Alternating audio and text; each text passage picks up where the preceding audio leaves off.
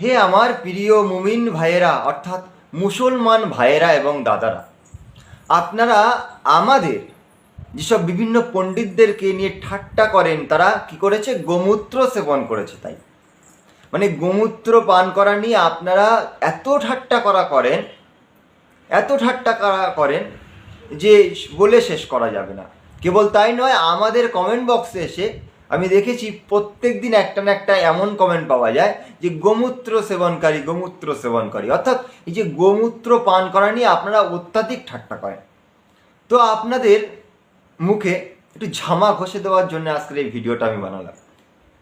আপনাদের প্রাণের থেকে প্রিয় জাকির ডাক্তার জাকির নায়েক, উনি তো আবার ডাক্তার ছিলেন। তো ডাক্তার জাকির নায়েক তো এই গোমূত্র সেবন নিয়ে কি বললেন, চলুন আমি আপনাদের সামনে আগে দেখাই এবং শোনাই, তারপরে কিছু কথা আপনাদের সঙ্গে বলি। চলুন আগে দেখে নিন মুমিন ভাইয়েরা অর্থাৎ মুসলমান ভাইয়েরা, দেখে নিন আপনাদের ডাক্তারবাবু কি বলছেন। Because they drink the urine of the camel. According to Ibn Sina, he says that the urine of the camel and the urine of the cow, it is not najis, it is tahir, it is pure. According to the fuqahas, according to Islamic scholars, they say that any animal which is permitted for a Muslim to eat, or any bird which is permitted for a Muslim to eat, that animal or that bird's urine and feces is tahir, it is pure, it is not najis. For example, if a pigeon lays a dropping and falls onto your shoulder, on your clothes, then that part doesn't become najis, it is tahir. You can take it off, you can brush it off, if it dries, you can wash it, no problem, but it is not najis. Similarly, the urine and feces of all the animals which we are permitted to eat, whether it be goat, whether it be sheep, whether it be camel, whether it be cow, it is not najis. So based on this, according to the fuqahas, according to Islamic scholars, the urine of the cow is not najis. And drinking of camel's urine is coming down the ages for centuries. Like how drinking of camel's urine is coming down in the Muslim society, down the ages for centuries, and it's a common practice in the Arab lands. Similarly, drinking cow's urine is common amongst the Hindu culture. Just because a non-Muslim drinks the urine of an animal, and especially when our fuqahas say that it is not najis, we should not mock at them. তো মুমিন ভাইরা, আপনারা কি বুঝলেন? আপনাদের প্রাণের থেকে প্রিয় যে ডাক্তারবাবু জাকির নায়েক সাহেব, বাবা পবিত্র কুমার গোমূত্র করে খুব চেল্লাচ্ছিলেন। আবার কি আমাদের ডাক্তার জাকির নায়েক, নামটা কিভাবে ধরলে? জাকির নায়েক, না না না ডাক্তার, মানে অপমানজনক। আর বাবা রামদেবের নামটা ধরার সময় ইজ্জত, ঠিক আছে। তারপরে কি ভিডিওর মধ্যে ছিল? আমাদের শিক্ষা নিয়ে, স্কুলে যাওয়া নিয়ে। আপনার তো বহুত বড়ই শিক্ষিত, আপনি দেখতে পেলাম আপনার কথাবার্তার স্টাইল।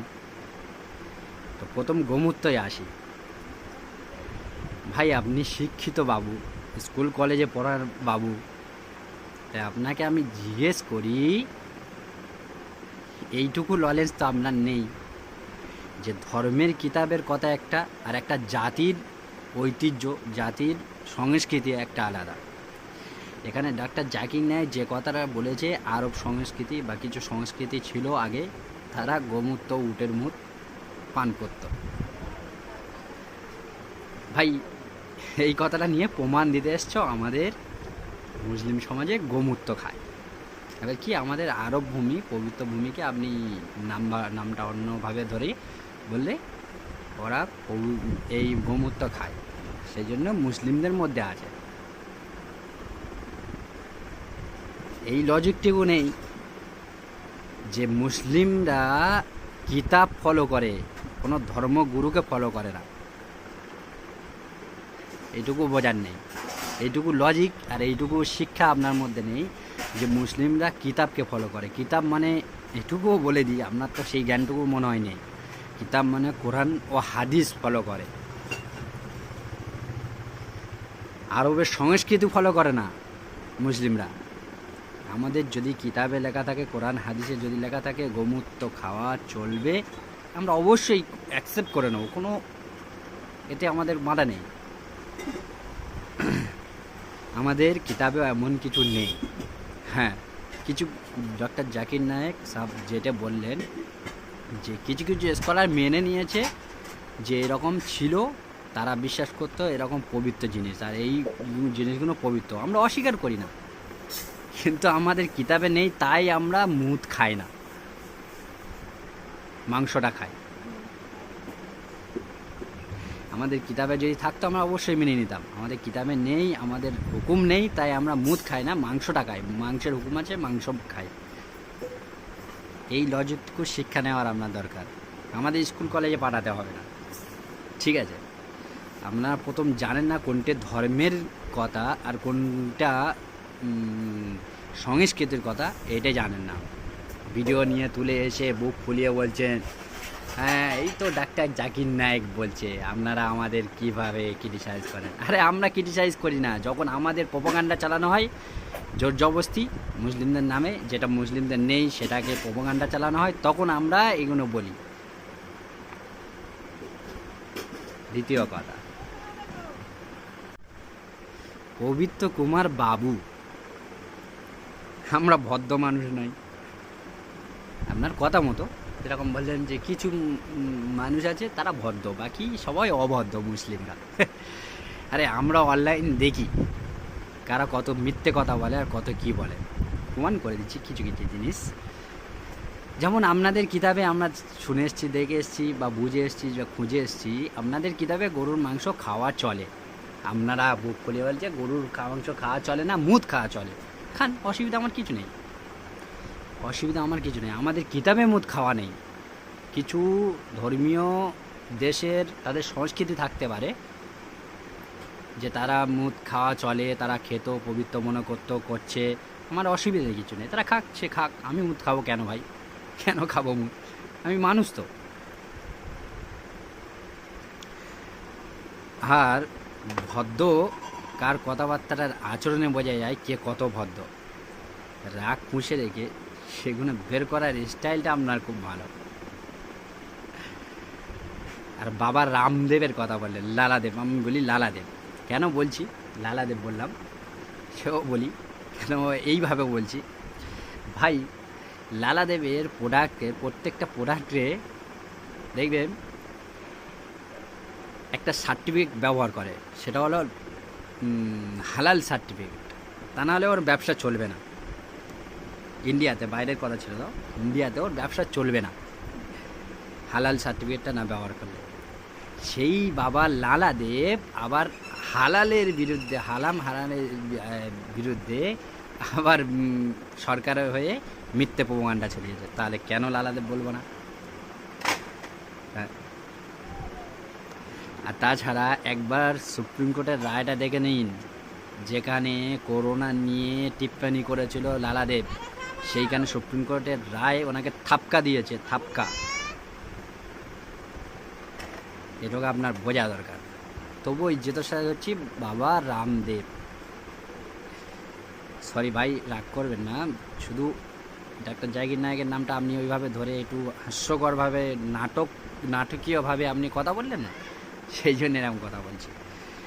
আর যথেষ্ট, আমরা এইটুকু ফলো করি, ভালো করে আপনাদের বুঝে নেওয়া দরকার, আমরা কোরআন হাদিসকে ফলো করি, কোনো স্কলারকে ফলো করি না। আমাদের স্কলার তাদের কথা শুনি, কিন্তু সেই স্কলার যদি কোরআন হাদিসের বাইরে কথা বলে আমরা সে কথা মানি না, এই কথাটা আপনাদের বুঝে নেওয়া দরকার। তা নাহলে এই যে মূর্খ বলতে আসছেন না, মূর্খ মনে হয় লজিক হিসাবে, আমরা মূর্খ নয়, কারণ আমরা আমাদের ধর্মের কিতাবকে ফলো করি। তোমাদের ধর্মে যেসব লেখা আছে মূর্তি পূজা বারণ, মূর্তি পূজা করছে, বারণ সেগুলো করছে, গরু খাওয়া চলে, গরুর জন্যে মারপিট ঝগড়া, মানুষকে পিটিয়ে মারছে গরু খাওয়া নিয়ে, অনেক ইতিহাস আছে, অনেক গুগলে আর এতে ঢুকলে প্রচুর পাওয়া যাবে, প্রচুর জনকে পিটিয়ে মেরে দিয়েছে, জয় শ্রীরামের নামে প্রচুরকে পিটিয়ে মেরে ফেলেছে। ভাই সেইটুকু বলছি, নসিহাত করবে যখন ভালো করে জানকারি নিয়ে করবে। আর আর কি আর একটা স্কুল কলেজ, সবচেয়ে ওই কথাটা আমার, স্কুল কলেজে কেউ গিয়ে কেউ কারের বিষয়ে যদি সমালোচনা করে এইভাবে কথা বলে, হ্যাঁ, সনাতন ধর্মকে আমরাও ইজ্জত করি। আমাদের কোরআনে বলে দিয়েছে এসো, আমরা এখনও বলছি এসো, যেটা তোমাদেরও আমাদের মধ্যে এক, যেটা ঈশ্বরবাদী কথা আমরা মেনে নেব। সনাতন ধর্মের মধ্যে যেটা ঈশ্বরবাদী, এক ঈশ্বরবাদী কথা আমরা মেনে নিই, যেটা বাইরের কথা কখনো মানবো না, আর যেটা আপনাদের বানোয়াট কথা আমরা কখনো মানবো না। ভদ্রভাবে মানুষের সাথে মানুষের বিষয়ে সমালোচনা করতে শেখো আগে,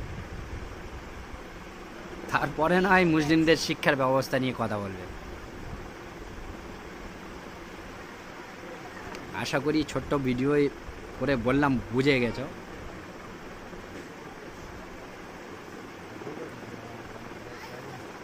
সরি, আপনি থেকে তুমি ফিরে এলাম ব্যবহারের কারণে। যদিও আমার সমবয়সে দেখে তো তাই মনে হলো।